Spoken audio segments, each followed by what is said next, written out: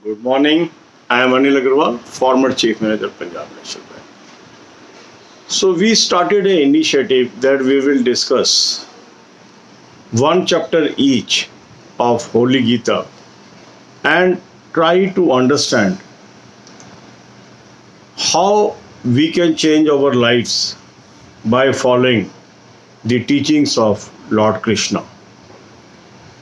In this world of despair, the relevance of Gita is too much. If we are able to understand the teachings and try to change our lives according to that, we can achieve anything in this world. So, today we will discuss chapter 2 learnings. In chapter 2, the Lord Krishna told us right knowledge is the ultimate solution to all our problems. That means if a person has clarity of path, clarity of thought, and a right knowledge, he or she can achieve anything. In this chapter, Lord Krishna advised Arjuna what is right, what is wrong, how to take care of our emotions and understand difference between right and wrong, and then choose a right path for success. Sometimes the emotions take over our brain and we are not able to understand what is the right path. So Lord Krishna told us if we have reached the battlefield, we should not think about our relationships with others. Here important karma is to fight. So the right knowledge is if we are preparing for any competitive examination, we need not bother about the external factors that is happening. Sometimes we keep on worrying what will happen if this happens, what will happen if that's happen, and it takes a lot of our energies and waste our time. The right approach is right knowledge. Right knowledge is I can only do those things that is in my hands. I cannot mold the things that is not in my hands. So why I waste my energies and time discussing those things, those are not in my hand. So right knowledge is I should do my karma. I should do my act. In my hands is my study. In my hands is my efforts. In my hands is to move forward. I will continue to do that. And if I am dedicated, if I am focused, if I am knowledgeable, if I have clear mind, I will definitely win. So you must have observed that during last 6 months, when COVID-19 was and its worries were at peak, I tried to keep you on track. I always try to distract you from negative path. I always try to put you on a path of knowledge. I always try to put you in a path of study. I always try to put you on focus, and that's why today you are better placed than so many candidates. When you will be appearing in your examinations, now you can appear with confidence. So this is the strength of chapter 2, which tells us remain focused, be knowledgeable, and achieve your goal. So we will continue this series. Daily one chapter we will cover, and this chapter how it influence our life, that we will discuss. अब यही बातें हम हिंदी में करेंगे. हमने कल से एक नया इनिशिएटिव लिया जिसके अंदर हमारी जो पवित्र गीता है उसके विभिन्न अध्याय हैं, उनका क्या सार है, उनको हम अपने जीवन में कैसे ढाल सकते हैं, इसका हमने प्रयास किया।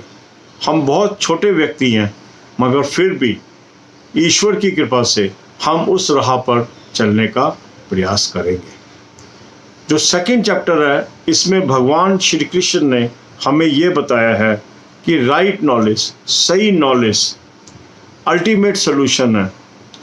अंततः ये हमारा सोल्यूशन है जो हमारी सारी समस्याओं का हल कर सकता है। यदि किसी व्यक्ति को सही ज्ञान है तो वह किसी भी समस्या का हल निकाल सकता है। ये सारांश है चैप्टर सेकंड का। यहाँ पर युद्ध भूमि में भगवान श्री कृष्ण अर्जुन के मन से वो सारी शंकाएं दूर कर रहे हैं जो उनके मन में है कि मैं युद्ध भूमि में तो आ गया हूँ पर युद्ध नहीं करूँगा। क्यों नहीं करूँगा? क्योंकि मेरे सामने मेरे वो व्यक्ति खड़े हैं जो मेरे रिश्तेदार हैं, मेरे को प्रिय हैं, मैं इनसे नहीं लड़ सकता। यहाँ पर भगवान श्री कृष्ण उसको सही ज्ञान दे रहे हैं कि मनुष्य का क्या काम है, अपना कर्म करना। यदि मैं युद्ध भूमि में आ गया हूँ, युद्ध करना ही श्रेष्ठ है, क्योंकि युद्ध करके या तो मैं जीतूंगा, इससे मुझे यश मिलेगा, या मैं हारूंगा, मैं वीर गति को प्राप्त होगा। इसी प्रकार अगर कोई भी कैंडिडेट है, उसके लिए श्रेष्ठ कार्य क्या है? परीक्षा में बैठना, या तो वो जीतेगा या वो वीर गति को प्राप्त होगा। दोनों ही उसको मार्ग प्रशस्त करेंगे आने वाले समय में विजय पाने के लिए। तो हमें क्या करते रहना है? हमें निरंतर अपने ज्ञान को बढ़ाते रहना है, निरंतर हमें सही रास्ते पर चलना है, निरंतर हमें पढ़ाई करते रहना है, और जो भी परीक्षाएं आती हैं उसमें धैर्यपूर्वक, ध्यानपूर्वक उनको अटेम्प्ट करना है। यदि हम अपना कर्म करेंगे, इसका फल हमें जरूर मिलेगा। यदि हम भ्रमित हो जाएंगे, हम पथ से पिछड़ जाएंगे, पथ से हट जाएंगे, तो हम कभी जीत नहीं सकते। आपने देखा पिछले 6 महीने का वक्त बहुत कठिन वक्त था। तरह तरह की नेगेटिव खबरें आ रही थी, तरह तरह की ऐसी बातें आ रही थी जिससे हम अपने पथ से भटक सकते थे। पर इस चैनल ने हमेशा आपको अपने पथ पर लगाए रखा, निरंतर आपको चुन चुन कर वो खबरें दी जिससे आपका मन पढ़ाई में लगे, ना कि वो खबरें दी जिससे आपका मन दुखी हो, व्यथित हो और आपका पढ़ाई में मन ना लगे। निरंतर आपका जो टारगेट है परीक्षा, ये होगी, ये होगी, ये होगी, ये बताया गया आपको। इससे आपके मन में विश्वास आया कि हाँ परीक्षा होगी, और इसलिए आपने एकाग्र चित्त से पढ़ाई करने की कोशिश की, और काफ़ी लोगों ने पढ़ाई की। और आज क्या है? आज जिन लोगों ने ये सही मार्ग चुना, आज वो और लोगों से आगे हैं। उनको कोई पछतावा नहीं है कि उनका वक्त बर्बाद हो चुका है। आज वो सही रास्ते पर खड़े हैं। अब उनके एग्ज़ाम एक दर एक हो रहे हैं और वो इसमें सफलता भी पाएंगे, ये मुझे पूर्ण विश्वास है। तो गीता हमें जीवन जीने की राह दिखाता है। गीता वो हमारी धार्मिक पुस्तक है, हमारी पवित्र पुस्तक है जो हमें मार्ग दिखाती है। यदि हम उसको सही मायने में समझ पाते हैं तो हम सारे जीवन में सफल होते हैं। आप ये चैनल भी उसी प्रकार से हम आगे बढ़ते हैं। इस चैनल में हर वो बात आपको बताई जाती है जो आपके लिए श्रेष्ठ है, वो बात आपको बताई जाती है जो आपके लिए उपयोगी है, वो बात आपको बताई जाती है जिससे आप जीवन के सारे लक्ष्य प्राप्त कर सकते हैं। मेरी शुभकामनाएं आपके साथ हैं। आप धैर्य से, ध्यान से अपने एग्ज़ाम दीजिए। सफलता निश्चित तौर से आपके कदम चूमेगी। हर वो व्यक्ति जो कर्म के साथ जुड़ा हुआ है, उसका फल ईश्वर अवश्य उसे देता है। कर्म ही महान है, ये हमें हमेशा याद रखना है। और जो व्यक्ति कर्म करते रहते हैं वो जीवन में अवश्य उच्च पदों पर पहुंचते हैं। ये निश्चित है। निराशाएं होती हैं मगर उसमें भी आशाएं होती हैं। आशा का चुनाव करना, आशावान रहना, निरंतर प्रयास करना, यही मनुष्य के बस में है, हाथ में है। फल ईश्वर ने अपने हाथ में ही रखा है। God bless you.